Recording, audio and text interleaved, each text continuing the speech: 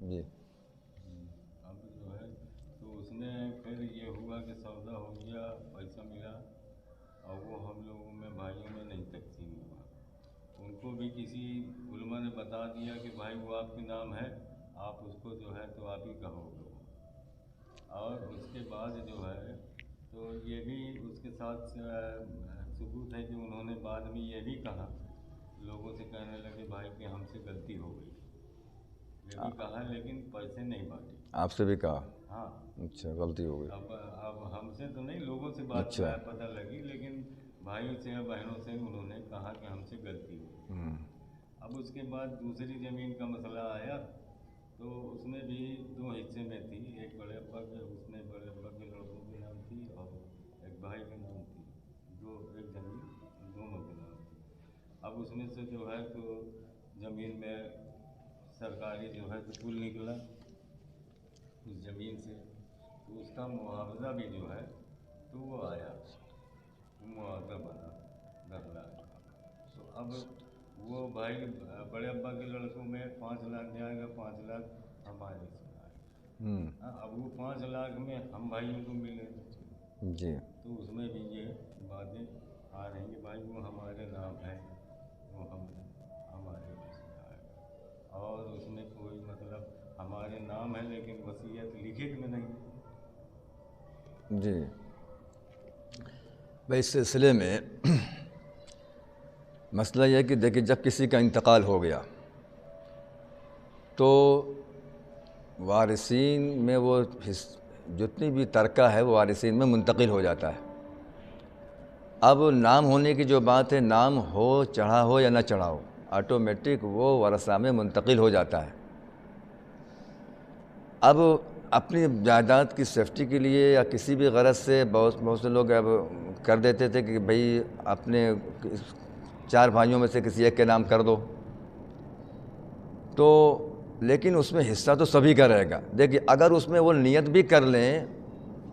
ابا یہ نیت بھی کر لیں آپ کے کہ بھئی ایک بھائی کے حصے میں دے کر کے ان کے نام کر دیا، اگر نیت بھی کر لیں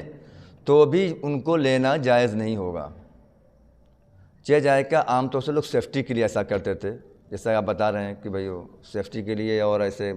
کہ بھئی ان کے نام کر دیا، ایک اس بیٹے کے نام، اس بھتیجے کے نام،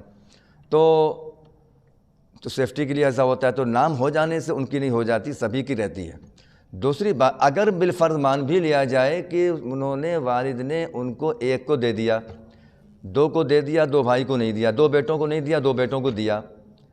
تو بھی ان کے دینے سے نہیں ہوگا، وہ سبھی 4 کا، یا بلکہ 4 کا، اور 3 بہنیں ہیں تو 3 بہنوں کا حصہ رہے گا، 4 بھائی 3 بہن کا حصہ رہے گا، یا جو بھی بھائی بہن ہے پوروں کا، جو بھی وارثین ہیں ان کا جو حصہ اللہ نے مقرر کیا ہے وہ حصہ ان کو ملے گا۔ کیوں کہ یہ حصہ مرنے کے جو زندگی میں انہوں نے خرچ کر دیا، جس بیٹے پہ جتنا جو ضرورت سمجھی خرچ کیا، کوئی بات نہیں، لیکن ان کے انتقال کے بعد جو حصہ ہے، جو زمینیں ہیں، جو جائیداد ہے، تو وہ سبھی میں منقسم ہوگا، سبھی میں جائے گا، جس کا جو حصہ اللہ نے مقرر کیا ہے وہ ان کے دے دینے سے نہیں ادا ہوگا۔ کیونکہ یہ بھی ہمارے سامنے مثال ہے اور دلیل ہے کہ رسول اکرم صلی اللہ علیہ وسلم کے خدمت میں ایک صحابی آئے، غالباً نعمان بن بشیر رضی اللہ عنہ صحابی ہیں، انہوں نے کہا کہ اللہ کے رسول، میں اپنے ایک فلاں لڑکے کو میں یہ دینا چاہتا ہوں۔ وہ کیا چیز تھی؟ بہر کوئی، میں یہ جائیداد میں سے اپنے بیٹے کو ہی دینا چاہتا ہوں۔ تو اللہ کے رسول صلی اللہ علیہ وسلم نے سوال کیا، کیا تم سبھی بیٹوں کو دے رہے ہو اتنا؟ تو انہوں نے کہا میں نہیں۔ کہا کہ پھر اس کو واپس لو اور برابر تقسیم کرو۔ کیا چاہتے ہو لڑکوں کے دلوں میں تنفر پیدا کرو، کشیدگی پیدا کرو؟ نہیں، واپس کرو، اور واپس کر کے پھر برابر۔ تو یہ بھی دلیل ہمارے سامنے ہے۔ نمبر 1 تو یہ دلیل ہے کہ اللہ نے خود مقرر کیا ہے، اللہ نے خود مقرر کیا ہے، جو بھائیوں کا حصہ، بہنوں کا حصہ، ماں کا حصہ یا بیوی جو بھی ہے، تو جو مقرر اللہ کی طرف سے ہے، تو اس میں ہمیں خرد برد کرنے کا، چھیڑ چھاڑ کرنے کا کوئی اختیار رہ ہی نہیں جاتا ہے۔ بس ہمارا کام تو یہ ہے کہ ہم حوالے کر دیں، روکیں نہ، تاکہ ہم گناہ گار نہ ہوں، اتنا کرنا ہے۔ تو دو باتیں، ایک تو وہ قرآن کی دلیل کہ نصیبا مفروضہ، مقررہ حصہ اللہ کی طرف سے ہے، جو اس کا ہے اس کو دے دو۔ دوسری بات یہ کہ حضرت رسول اکرم صلی اللہ علیہ وسلم کی تعلیم سے بھی ہمیں یہ سبق ملتا ہے کہ آپ نے اس کو منع فرمایا اس کو نہ، تو اس اعتبار سے بالکل قطعی طور پر کسی ایک کا حصہ نہیں ہوگا اور وہ سبھی کا ہوگا، سبھی میں تقسیم ہونا چاہیے۔ اور اس سلسلے میں بہت محتاط رہنا چاہیے، کیونکہ اور اس میں ایک یہ بھی بات اس سے پہلے بتائی گئی کہ انتقال کے بعد سے یہ 4 چیزیں ہر انسان کو وارثین کی ذمہ داری ہوتی ہے کہ نمبر 1 کہ میت کے تجہیز و تکفین، نماز جنازہ کی جلد از جلد فکر کیا جائے، کر دیا جائے، اور جب اس سے فارغ ہو جائیں تو میت کی ذمے جو قرضہ وغیرہ ہے اسی کے ترکے سے اس کو ادا کیا جائے۔ اپنے نہیں اس کے پاس ہے تو اولاد وارثین اپنے طرف سے ادا کریں، لیکن پہلے انہی کے ترکے سے ادا کرنا۔ نمبر 2 قرضہ ادا کرنا، نمبر 1 تجہیز ان کی نماز جنازہ کی تجہیز و تکفین کی فکر کرنا، اور نمبر 2 قرضہ ادا کرنا۔ نمبر 3 اگر کوئی میت نے وصیت کیا ہے کہ یہ فلاں جگہ دے دینا، فلاں لڑکے کو دے دینا، یا فلاں مسجد میں دے دینا، مدرسے میں دے دینا، تو اس کے تہائی مال میں سے وہ وصیت پوری کی جائے گی، تہائی مال سے۔ مثلا وہ کہہ دے کہ پورا لکھ دیا کسی ایک لڑکے کو کہ پورا لکھ دے گا، تو پورا نہیں دیا جائے گا، یا پورا مدرسے میں دے دینا نہیں دیا جائے گا، اب اس کے تہائی مال میں سے ہی دیا جائے گا۔ گرچہ وہ پورا کہے تو پورا کہنا خود گنہگار ہوگا، اس کو کہنا نہیں چاہیے جانے والے کو، اور کہہ بھی دے تو لاگو نہیں ہوگی، نافذ نہیں ہوگی، وہ تہائی 1/3 سے، یعنی 33% سے ہمیں اس میں لاگو ہوگی اس کی وصیت۔ اور چوتھا کام جو کرنا ہوگا پہلے فوری طور پر یہ کہ اس ترکے کو فوری طور پر جو ورثہ ہے اس میں تقسیم کر دیا جائے، جلدی سے جلدی۔ اگر ہم اس کو استعمال کرتے ہیں روکتے ہیں تو پھر یہ خیانت ہوگی، وہی خیانت جو ابھی بعد میں اتفاق سے چل رہی تھی، یہ خیانت ہوگی، اور خیانت کا وبال بڑا سخت ہے کہ فرمایا کہ کل قیامت کے دن جہنم میں جس چیز کو خیانت کیا اللہ جہنم کے نیچے تہ میں پھینک دے گا، اور پھر اس سے کہے گا کہ لے آؤ، نیچے سے لے آؤ، وہ لے کر کے اوپر کو آئے گا، اس کو ماریں گے فرشتے کہ جا کے نیچے سے اٹھا کے لے آؤ، وہ کسی طریقے سے جائے گا اور پھر اوپر آئے گا، پھر اس کے ہاتھ سے چھوٹ جائے گی، پھر آئے گا پھر چھوٹ جائے گی۔ یہ ایک تو جہنم کی سزا کیا کم ہے، پھر اس کے اوپر یہ سزا اس کو مزید ملے گی جو آدمی دنیا میں خیانت کرتا ہے، کسی کے مال کو ہڑپا۔ تو ابھی ہم نے جیسا کہ بتایا بھائی کہ جب کسی کے قرض کو لینے پر، چند درہم کے لینے پر اللہ کے رسول صلی اللہ علیہ وسلم اس کی نماز جنازہ نہیں پڑھاتے، تو پھر خیانت کرنے پر، کسی کے حصے کو نہ دینے پر، تو فرمایا کہ انسان جہنم میں جانا یقینی ہے، وہ انسان جہنم میں جائے بغیر جنت میں جا نہیں سکتا، سزا بھگتے بغیر۔ اتنی سخت معاملہ ہے یہ، اللہ حفاظت فرمائے۔ بہت ڈرنے کی بات ہے، بہت خطرے کی گھنٹی ہے کسی کا مال خیانت کرنا۔ اور حضرت جیسا کہ بتایا گیا جبریل علیہ السلام نے فرمایا کہ اللہ کے نبی آپ کی نماز جنازہ بھی اس کو بچا نہیں سکے گی، اس کو جو اس نے قرضہ لیا ہے چند درہم، اور جہاں پہ ہم نے پوری جائیداد، بڑی جائیداد ہڑپ کر لیا، اس کی وجہ سے وہ پریشان بھی ہیں اور حالات کے شکار ہیں، کاروبار ٹھپ ہے، اس کی وجہ سے وہ کچھ کھل کر کے اپنا کام نہیں کر پا رہے ہیں، اپنا گھر بسا نہیں پا رہے، یہ جو آہیں نکل رہی ہیں یہ کتنا سخت ظلم ہو رہا ہے، اور جتنے دن ہم وہ استعمال کر رہے ہیں، فرمایا اسی لیے کہا نا فوراً تقسیم کر دو، فوراً تقسیم کرو، کیونکہ اگر ہم کچھ دیر رہ گیا اور اس کو استعمال کر لیا ہم نے تو یہ خیانت ہو گئی۔ ایک واقعہ اور بتاتا ہوں کہ حضرت مولانا عبدالحی رحمۃ اللہ علیہ، حضرت مولانا مفتی تقی عثمانی صاحب دامت برکاتہم کے ان والد کے انتقال کی تعزیت میں آئے، تو